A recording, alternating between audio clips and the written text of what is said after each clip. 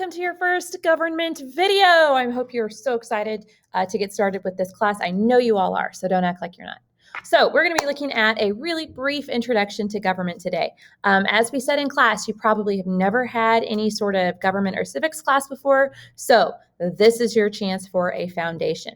So first thing we want to look at, what is the function of government? So I want you to think for a second. What do you think government is supposed to do, or what do you think it is? Okay, there's your second, okay? For our purposes, our government, whether we're talking about the state government or our local government or our federal government, any sort of government is going to serve four main purposes, okay? They're going to maintain social order, okay? They're going to provide protection. They're going to provide public services, and they're going to provide for the economy, okay? So if you need more time to jot that down, go ahead and push pause and jot that down. We'll be discussing each of these things in more detail in class.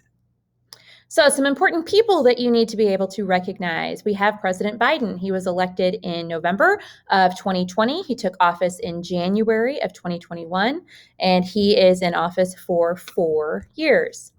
Next, we have Vice President Kamala Harris. She was elected with President Biden in November and took office in January.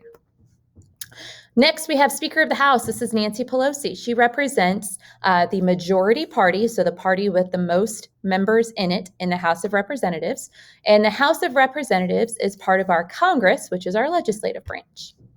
Next, we have Senator Hawley. Senator Hawley represents the entire state of Missouri in the United States Senate, okay? So he is a Republican.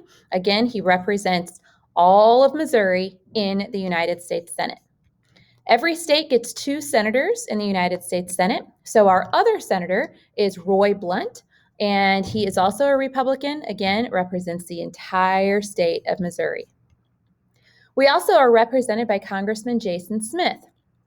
Now, Jason Smith is the person who represents the 8th district in Missouri in the United States House of Representatives, okay? So we have a chunk of Missouri that is represented by Congressman Smith in the U.S. House. So looking at our state government, our governor right now is Mike Parson, and this is our governor. He is in charge. He's kind of like the president of our state. So we also are represented in our Missouri Congress, or called the General Assembly, by some different people. We've got Mike Henderson. He represents our 117th district in the Missouri House of Representatives. And we've also got Elaine Gannon. Elaine Gannon is our Missouri senator. She represents the 3rd district in Missouri in the Missouri Senate. So now, quick crash course into the branches of government. Our legislative branch is the branch of government that makes laws. Now, one thing you'll learn really quickly about me is I've got a crazy, cringy song or rap for everything, okay? So, the legislative branch makes laws. Yes, oh yes, it does, okay? The legislative branch includes Congress, which is made of the House of Representatives and the Senate, okay? Next, we have the executive branch.